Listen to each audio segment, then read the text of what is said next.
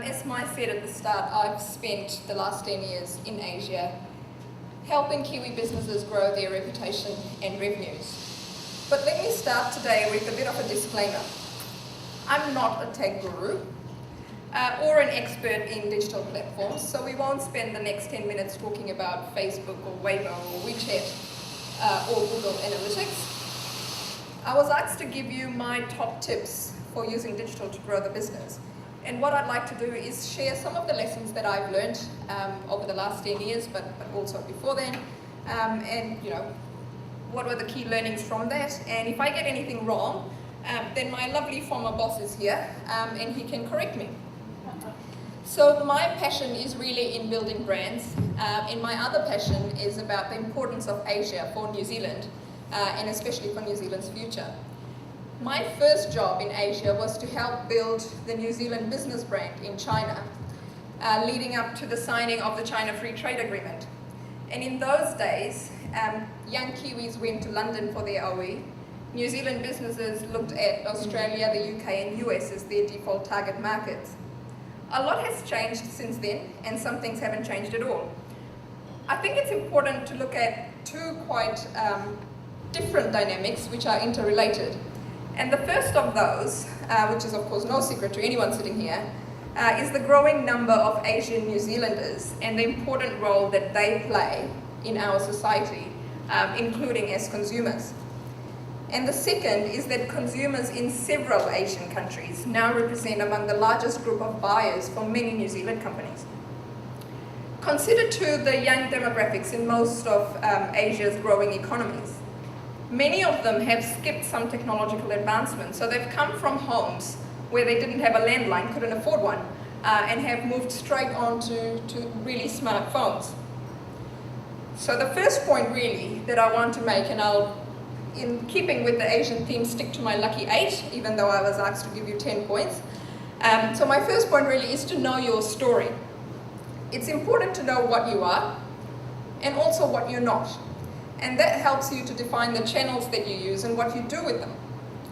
In my time as New Zealand Trade Commissioner in Singapore, one of my first meetings was with a senior Singaporean minister who told me very quickly that New Zealand needed to define, quite quickly, what we wanted to be known for, what was going to be the New Zealand brand. Because if we didn't, we would be known as Asia's retirement village. New Zealand government agencies, businesses, expat Kiwis have done a lot over the years to promote our country as a hotbed of new thinking. But what that experience taught me was that if you don't articulate what you stand for, your communities will. And what they come up with may not really be what you want to be known for. My next point is that the secret of using digital to grow your business is not a fancy tool or a YouTube 360-degree ad. It's quite timeless actually and very simple. It's knowing your customer. And today's customers, they live their lives on Facebook, on Twitter, on Instagram, and that gives businesses the opportunity and the need to harness big data to understand their customers better. Because it is this understanding that ultimately grows business. Where are your communities located? What channels do they use? What are they talking about? When do they talk? And in places like Indonesia, I mean, Jane alluded to this earlier, the younger folk, they are always on. Digital is not something they do. Digital is something that they are. And as with any marketing strategy, it's important to understand the language your customers speak. And I don't mean just literally, of course, that is obviously very important, but related to that, ethnic media is important and cannot be discounted. But please don't think of it as the only answer. In all my experience working in Asia, and especially working with students, part of knowing your customer is knowing their aspirational needs. And in the case of students, as an example, parents wanted a lot more for their children than they ever had and that they could ever had. So yes, ethnic media is very important and they want it, but they also want to be in the mainstream. Today, the question is no longer whether to have a digital strategy or not, but rather what that strategy should be. Is the objective to create a new product or service? Do you want to test one? Are you trying to sell one? Are you trying to lobby for change or simply to inform? And all of these, of course, require very different strategies. It's fair to say that digital has leveled the playing field for small businesses in many ways when it comes to reaching your target customers. For example, and Fran would know this really, really well, New Zealand cherries and seafood are now sold directly to customers in third-tier cities in China through online channels. Now, New Zealand seafood is more than a $400 million industry, so being able to access customers directly is huge for this industry. And what digital platforms have done is taken the middleman out, they've taken the distributor out. Now, e-commerce is not new, but there's certainly huge growth in the use of social media channels for sales. Some businesses use digital to identify key influencers in the industry and leverage their reach. And in Japan, for example, where the traditional media is very well known for really wanting hard news stories. When I was promoting New Zealand food and beverages in Japan, we worked with high-profile bloggers to amplify our messages. And we found that to be a very, very useful way of reaching the audiences that we were trying to reach. Others use digital strategies as a cost-effective way of micro-targeting and galvanizing community groups. I don't know how familiar you might be with the Indian elections, but Narendra Modi's campaign to become India's Prime Minister is a textbook case of how to use data mining to reach different audiences in ways that are appropriate for each group. In Vietnam, we use digital, including online and SMS marketing. I mean, I know SMS marketing sounds very old school now. People have moved on since then. But it does work, and we use that to drive a targeted group of potential students to our events very cost effectively. Digital is also brilliant for listening, and listening at any time, but especially when you're trying to manage issues or mitigate risks. Some of you may remember the Sunlu melamine crisis in China. Before that story broke on mainstream media, the social networks were already talking about it. And people were reacting to it by buying tons of infant formula in Hong Kong and selling it at a premium in China. My fourth point is to be authentic. Many people ask me whether you can outsource digital, and especially the social media side of things. And yes, you can. But you need a partner that you can trust, who understands your brand well enough to present it in an authentic way. Related to this is the use of brand ambassadors. These folk need to live and breathe your brand. We used to use Stephen Fleming, we still use Stephen Fleming as a brand ambassador for New Zealand education in India. He understood our brand and he understood our customers. We also leveraged Tourism New Zealand's brand ambassador, Bollywood star Siddharth Malhotra. And this guy has more than 2.7 million followers on Twitter. Now that was from a few days ago. So if we went now, it's probably gone over 3 million.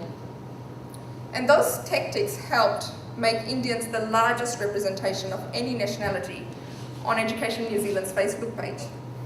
Indian students also represented the fastest growing cohort of any group of international students coming to New Zealand in absolute numbers. It's also important that all your staff know what your company expectations are, and there's an interesting debate here about whether an employer should be concerned about what their employees say on their personal social media networks. Authenticity also means that your offer aligns with the values of your customer. Asian values around the importance of family, respect for tradition and culture, reverence to authority and elders, the importance placed on education. All of these are very important. Your digital strategy needs to be part of an integrated brand, marketing, and communication strategy. Integrate across digital channels and with your traditional formats as well. Yes, the traditional formats might not exist in a few years' time, but while they're there, integration is very important. While promoting New Zealand as a study destination in Southeast Asia and India, we targeted parents and influencers mostly via traditional channels, because that's what they responded to. And we targeted the students themselves mostly via digital channels. So it's not an either-or strategy, it's an and strategy. I talked earlier about Stephen Fleming, and while he regularly tweeted about New Zealand education, we also engaged him for traditional media and events. Most businesses today have some sort of digital presence. It is possible and essential to use digital marketing tools to grow your business, but it takes time and, importantly, a strategic plan to be successful. Social channels need attention and dedication. It's not a hit and run activity.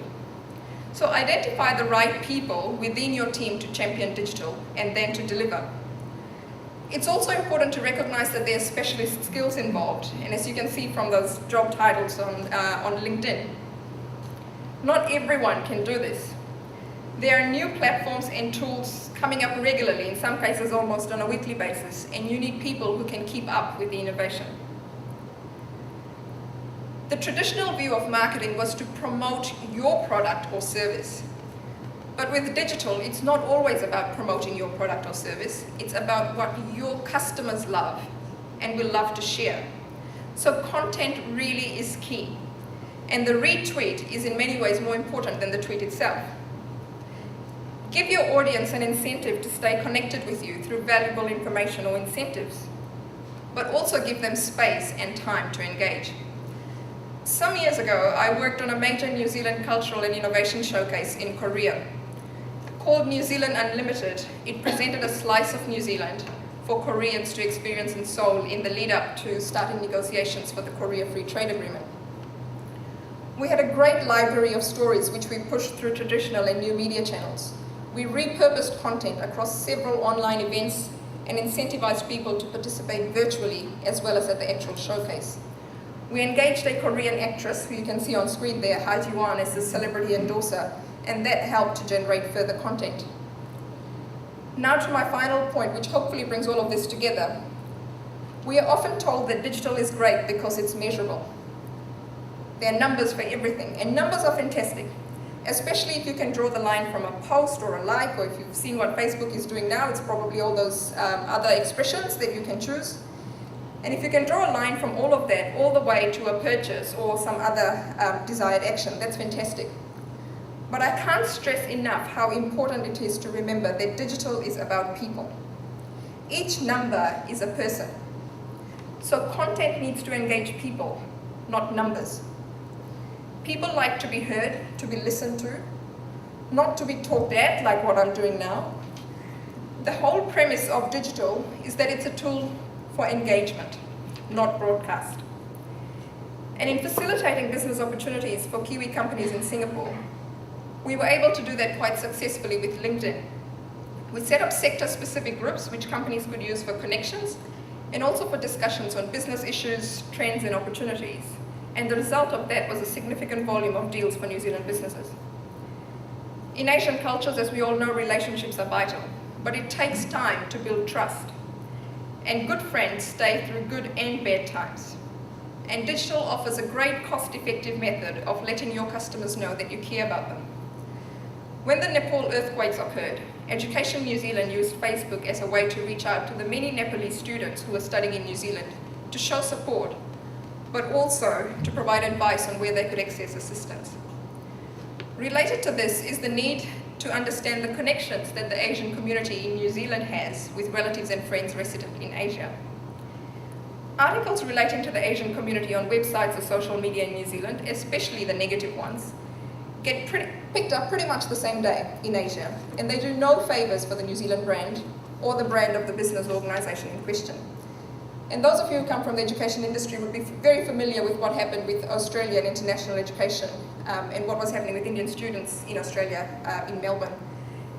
Indian student numbers to Australia went down from more than 100,000 to 30,000 within a year.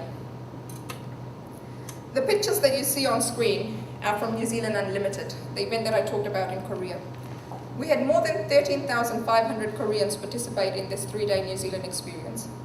And the key success factor was our focus right from the start on creating an amazing interactive New Zealand brand experience for our target audiences.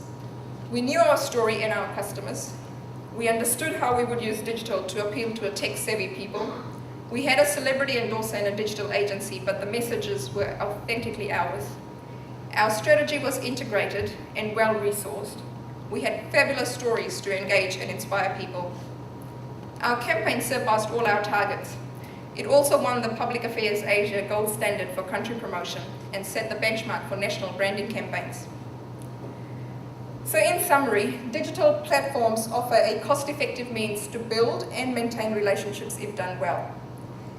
If done badly, they can be a very quick way to destroy reputation. Now, none of what I've told you today is rocket science, but you'd be surprised at how often businesses get them wrong. And if you haven't looked up Malaysian Airlines' bucket list, I suggest you look at it as a great example of what not to do with digital. However you decide to tackle your digital strategy, keep your audience at the center. Find them where they are, demonstrate your value add so they remain connected with you, and ensure you measure your efforts. These strategies helped grow the businesses that I worked with, and I hope they do the same for yours. Thank you.